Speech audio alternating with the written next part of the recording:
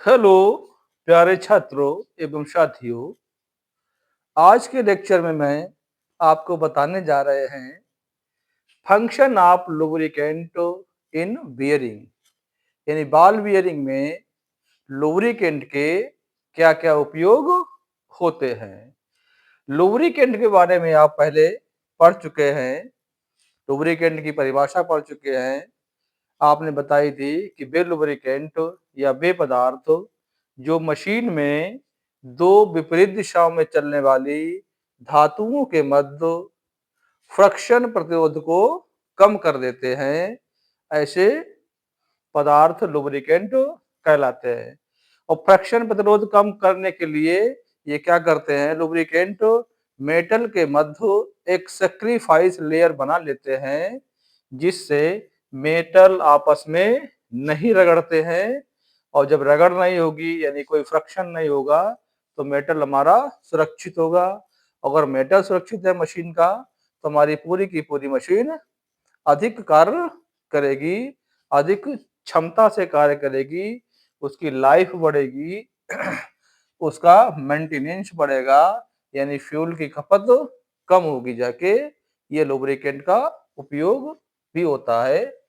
और दूसरा कहते थे आपकी लुब्रिकेंट तीन प्रकार के होते हैं, एक सॉलिड लुब्रिकेंट, एक लिक्विड लुब्रिकेंट और एक सेमी सॉलिड लुब्रिकेंट। आपने पढ़ लिया थे, इनकी यूज पढ़ लिए थे, इनका फंक्शन पढ़ लिया था, इनकी आवश्यकता पड़ रही थी कि मशीन में इनकी आवश्यकता क्यों पड़ती है। आज का टॉपिक है function of lubricant in bearing, यानी बॉल बेयरिंग में लुब्रिकेंट का क्या उपयोग है। आप सभी लोग जानते हैं कि बॉल बेयरिंग में जहां पर वायरिंग लगी होती है मशीन में, वहां पर जनरली सेमी सॉलिड लिक्विड का उपयोग किया जाता है। इसका किया जाता है, सेमी सॉलिड लिक्विड का उपयोग किया जाता है। तो बेयरिंग में semi solid liquid semi solid lubricant का उपयोग किया जाता है। जैसे आपने बताया था, ग्रीस वेरी इंपॉर्टेंट लुब्रिकेंट है जिसका उपयोग हम कहाँ करते हैं, बॉल बियरिंग में करते हैं, क्योंकि जो बियरिंग होती है वो लगातार चलती रहती है। लगातार चलने के कारण उसमें टेम्परेचर अधिक हो जाता है, दाब अधिक उत्पन्न हो जाता है, जिसके कारण लुब्रिकेंट उसमें लगा दिया जाता है, जिससे बेयरिंग हमारी खराब नहीं होती है और उसका टेम्परेचर कम बना रहता है। तो पहला पॉइंट इसमें है कि मशीनों में बेयरिंग लगातार चलते रहने के कारण, मशीनों में बेयरिंग लगातार चलते रहने के कारण अधिक गर्म होकर खराब हो जाते हैं। जब लगातार में चलेगी जाके बेयरिंग्स तो उसमें क्या होगा, टेम्परेचर बढ़ जाएगा, और टेम्परेचर बढ़ जाएगा तो बेयरिंग टूटने का खतरा अधिक बना रहता है। तो पहले पॉइंट में ये बताया गया है कि मशीनों में बेयरिंग लगातार चलने के कारण अधिक गर्म होकर खराब हो सकते हैं, अतः इसमें थोड़े थोड़े समय के बाद लुब्रिकेंट लगाते रहना। ठीक है भाई, अगर थोड़े थोड़े समय बाद लुब्रिकेंट हम लगाते रहेंगे तो क्या करेगा, बेयरिंग्स के दो मेटल पर चिपका रहेगा, और चिपका रहेगा तो उसका टेम्परेचर कम रहेगा, और टेम्परेचर कम रहेगा तो बेयरिंग खराब होने की स्थिति कम रहेगी जाके। ठीक है, लुब्रिकेंट के बेयरिंग में निम्न कार्य होते हैं, यानी किसी लुब्रिकेंट के बार बेयरिंग में क्या क्या फंक्शन होते हैं, इसके बारे में बताना है आपको। ध्यान ये रखना है कि जो जो लुब्रिकेंट का उपयोग मशीन में था, वही लुब्रिकेंट का उपयोग यहाँ पर बेयरिंग में होगा, वही कार्य होगा, वही आवश्यकता होगी। क्या बताया है फर्स्ट पॉइंट में कि बियरिंग में लुब्रिकेंट दोनों धातुओं के तल पर चिपका रहता है।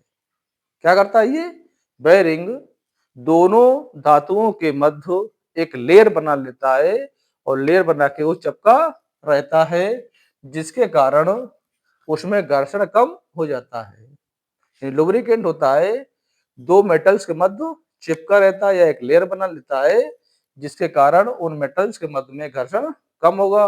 अगर घर्षण कम होगा तो मेटल कम घिसेगी, अगर मेटल कम घिसेगी तो उसकी लाइफ ज्यादा होगी, वैल्यू ज्यादा होगी, उसका कार्यशैली अधिक होगी जाके। ठीक है भाई, तो बेयरिंग में लुब्रिकेंट दोनों सतहों पर दोनों सतहों के तल पर चिपका रहता है जिससे उनमें फ्रिक्शन कम होता है। दूसरा पॉइंट बताया है कि घर्षण में कमी होने के कारण, घर्षण में जब रगड़ नहीं होगी तो टेम्परेचर नहीं बढ़ेगा। घर्षण में कमी होने के कारण ऊष्मा कम उत्पन्न होती है। घर्षण में घर्षण में कमी होने के कारण ऊष्मा कम उत्पन्न होती है जिससे धातु की सतह कम घिसती है। तो घर्षण कम होगा तो पहले बताया था तो मेटल घिसेगी नहीं। अगर मेटल में खरोंच नहीं आती है तो उसमें कोरोजन नहीं होगा। अगर कोरोजन नहीं होगा तो मशीन की कार्यशैली लाइफ बढ़ जाएगी जाके। ठीक है, तीसरा पॉइंट बताया है लुब्रिकेंट के प्रयोग से बेयरिंग द्वारा झटकों का अवशोषण सुचारू रूप से किया जा सकता है। आप जानते हैं कि जो मशीनें होती है बड़ी तेज चलती रहती है तो उसमें झटके भी होते रहते हैं। अगर ज्यादा झटके होंगे जाके तो बेयरिंग टूटने की संभावना अधिक बनी रहती है। तो अगर आपने अच्छी प्रकार का लुब्रिकेंट लगाया हुआ है बेयरिंग्स में, समय समय पर उपयोग किया हुआ है, तो हमारी बेयरिंग उन झटकों को सहन कर लेती है और बेयरिंग नहीं टूटती है, जिससे हमारी मशीन कई वर्षों तक कार्य करती रहती है। लास्ट पॉइंट बताया है इनने कि लुब्रिकेंट से बियरिंग की कैपेसिटी बढ़ जाती है। बिल्कुल सही कहा है। लुब्रिकेंट से बेयरिंग की कैपेसिटी बढ़ जाती है। जब समय से आप लुब्रिकेंट उपयोग करेंगे बीएल बेयरिंग में, जब समय से आप लुब्रिकेंट का बॉल बेयरिंग में उपयोग करेंगे जाके, तो क्या होगा जाके, वो झटके सहने की संभावना बढ़ जाएगी, टूटने की संभावना कम हो जाएगी, जल्दी खराब नहीं होंगे। और जब खराब नहीं होंगे जाके तो क्या होगा भाई, उसमें झटके भी नहीं लगेंगे जाके, क्योंकि स्मूथ चलेगी जाके बेयरिंग हमारी तो झटके नहीं लगेंगे। ठीक है, तो झटकों को सहन करने की क्षमता लुब्रिकेंट में है, क्योंकि वो क्या करता है, दो मेटल को आपस में मिलने नहीं देगा। और जब दोनों आपस में मिलेंगे नहीं, रगड़ नहीं होगी जाके, तो वो क्या करेगा, झटके सहन करेगा, टूटेगी नहीं, खराब नहीं होगी और हमारी मशीन लगातार चलती रहती है।